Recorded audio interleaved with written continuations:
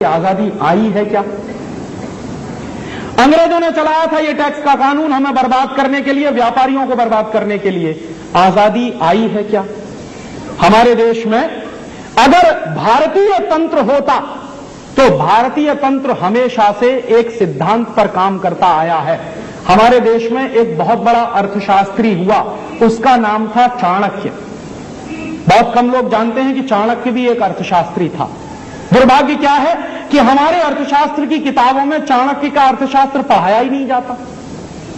दुनिया जहान के तमाम अर्थशास्त्रियों को तो हम पढ़ते हैं, स्मिथ ने क्या कहा, स्टीवेंसन ने क्या कहा, उसने क्या कहा, फलाने ने क्या कहा, डिमाके ने क्या, जिससे हमको कुछ लेना देना नहीं। लेकिन मेरे देश में जो सबसे बड़ा अर्थशास्त्री हुआ चाणक्य, उसी को नहीं पढ़ाते आपकी विश्वविद्यालय की शिक्षा में। माने गुलामी की शिक्षा है। चाणक्य जानते हैं क्या कहता था? एक बार चंद्रगुप्त और चाणक्य का झगड़ा हुआ। चाणक्य प्रधानमंत्री था, चंद्रगुप्त राजा था। तो चंद्रगुप्त और चाणक्य का झगड़ा हुआ। झगड़ा किस बात का हुआ? चंद्रगुप्त ने चाणक्य से कहा कि मुझे टैक्स कलेक्शन बढ़ाना, रेवेन्यू ज्यादा कलेक्ट करना। क्यों पूछा उसने? कि मुझे समाज सेवा के काम करने हैं। तो चाणक्य ने कहा कि समाज सेवा के काम तुम मत करो, इसके लिए समाज के लोग बहुत हैं, वो कर लेंगे। कहने लगा नहीं नहीं, मुझे रेवेन्यू कलेक्शन बढ़ाना ही बढ़ाना है ताकि राज्य के लिए कुछ ज्यादा पैसा मेरे पास बच सके। तो चाणक्य ने उससे कहा कि तुम रेवेन्यू कलेक्शन बढ़ाओ, तुम्हारे मन में योजना क्या है? कहने लगा मैं टैक्स बढ़ाना चाहता हूं। तो उसने कहा कि कभी गलती मत करना। तो उसने पूछा क्यों? तो चाणक्य ने चंद्रगुप्त को जो जवाब दिया है वो सबसे बड़ा अर्थशास्त्र है। वो कह रहा है कि किसी भी समाज में कुल उत्पादन का 5% से ज्यादा टैक्स नहीं होना चाहिए। 5% तो मैक्सिमम लिमिट है। और इस समय वो बात कर रहा है चंद्रगुप्त से, तो कह रहा है कि इस समय हमारे राज्य में टोटल उत्पादन का 5% कर लग रहा है ऑलरेडी, इससे ज्यादा कर नहीं होना चाहिए। तो उसने पूछा कि फिर ये हमारा टैक्स का कलेक्शन कैसे बढ़ेगा? तो कह रहा है कि तुम राज्य का वातावरण ऐसा बनाओ कि व्यापार 2 गुना हो जाए, तो तुम्हारा टैक्स कलेक्शन 2 गुना हो जाएगा। माने तुम व्यापार इतना बढ़ाओ कि वो अभी जो व्यापार चल रहा है उसका 2 गुना हो जाए, तो तुम्हारा टैक्स कलेक्शन 2 गुना हो जाएगा। टैक्स की दर बढ़ाने की जरूरत नहीं है। और वो चेतावनी दे रहा है कि ये गलती मत करना। चंद्रगुप्त ने वही किया, और चंद्रगुप्त ने जो किया उसको भारतीय इतिहास में कहते हैं कि वो गोल्डन पीरियड था, हमारा स्वर्ण युग था। क्यों? क्योंकि वही एक जमाना था जिस जमाने में टैक्स सबसे कम लगता था। और ये जो चाणक्य की फिलॉसफी है कि टैक्स की रेट जितनी कम से कम होगी, टैक्स कलेक्शन उतना ही ज्यादा से ज्यादा होगा, ये भारत सरकार ने आज तक कभी इस्तेमाल नहीं किया। क्योंकि भारत सरकार स्वदेशी है नहीं, ये शरीर से दिखने में स्वदेशी है, इसमें काम करने वाले लोगों की आत्मा विदेशी है।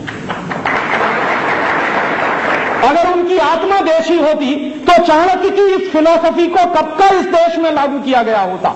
हमारे देश में एक ही नेता हुआ जिसने चाणक्य की इस आर्थिक फिलॉसफी को पूरी हिम्मत के साथ लागू करने की कोशिश की। शायद उसका नाम आप नहीं जानते होंगे। वो व्यक्ति था गुलाम बख्शी, जम्मू कश्मीर का चीफ मिनिस्टर हुआ। तो जब गुलाम बख्शी जम्मू कश्मीर का चीफ मिनिस्टर हुआ तो चाणक्य के अर्थशास्त्र को उसने पढ़ रखा था। तो चाणक्य के अर्थशास्त्र को पढ़ने के बाद उसने फैसला किया, चीफ मिनिस्टर बन गया, उसके तुरंत बाद उसने फैसला किया कि पूरे जम्मू कश्मीर में टैक्स की रिडक्शन करनी, टैक्स की दर कम करनी। और कितनी कम करनी है? उसने कहा मैक्सिमम 10%, इसके ऊपर नहीं जाना। तो हंगामा मच गया पूरे देश में। क्या हंगामा मच गया? बड़े बड़े अर्थशास्त्रियों ने यह चिल्लाना शुरू कर दिया कि ये जम्मू कश्मीर को डुबो देगा, टैक्स कलेक्शन नहीं आएगा, और टैक्स कलेक्शन नहीं आएगा तो सरकार नहीं चलेगी, राज्य नहीं चलेगा, राज्य के कामकाज नहीं चलेंगे, वगैरह वगैरह। पूरे देश में बहस चलने लगी। गुलाम बख्शी ने कहा कि मैं मुख्यमंत्री हो गया हूं, मैं ये करूंगा। और अगर चाणक्य ये कहता था तो एक बार करके तो देखूं, हो सकता है परिणाम निकल आए उसमें से। तो उस आदमी ने हिम्मत की और उसने टैक्स कम करते करते करते करते करते कहां तक ले गया? 10% पे ले गया। और उसने कहा 1 साल तक मैं यही चलाऊंगा। 1 साल उसने चलाया। 1 साल के बाद नतीजा जानते हैं क्या निकला? 1 साल पहले जम्मू कश्मीर में जितना टैक्स इकट्ठा होता था, जो टोटल रेवेन्यू कलेक्शन था, उसका 300 गुना ज्यादा दूसरे साल में कलेक्ट हुआ।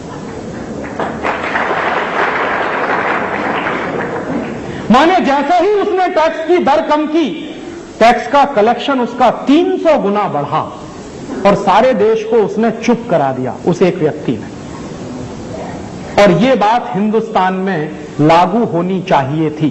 अंग्रेज चले गए, अंग्रेजों की टैक्सेशन की व्यवस्था खत्म होने के बाद अगर हिंदुस्तानी टैक्सेशन की व्यवस्था कोई आनी चाहिए थी तो वो ऐसी ही व्यवस्था होनी चाहिए थी जिसमें कम से कम टैक्स लगे लोगों के ऊपर और लोगों को छोड़ा जाए, मुक्त किया जाए।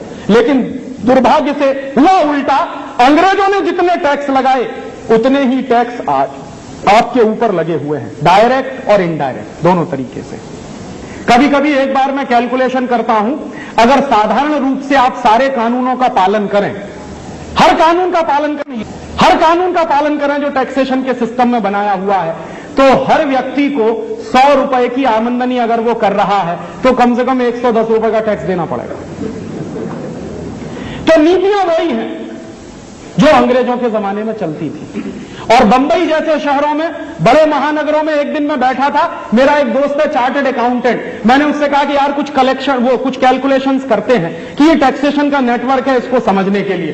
तो बंबई जैसे शहर में बैठकर जब हमने कैलकुलेशन करना किया तो ईमानदारी के साथ अगर कोई 100 रुपए कमाए तो 127 रुपए का टैक्स देना पड़ेगा उसको। ये आज भी 127% टैक्स का रेट आज भी है, डायरेक्ट और इनडायरेक्ट दोनों मिलाकर। और यही व्यवस्था चल रही है जो 250 साल पहले चलती थी। इसलिए मैं कहता हूं कि आजादी आई नहीं है और आपको भी वैसे ही चूसा जा रहा है, बर्बाद किया जा रहा है जैसे अंग्रेजों के जमाने में होता था।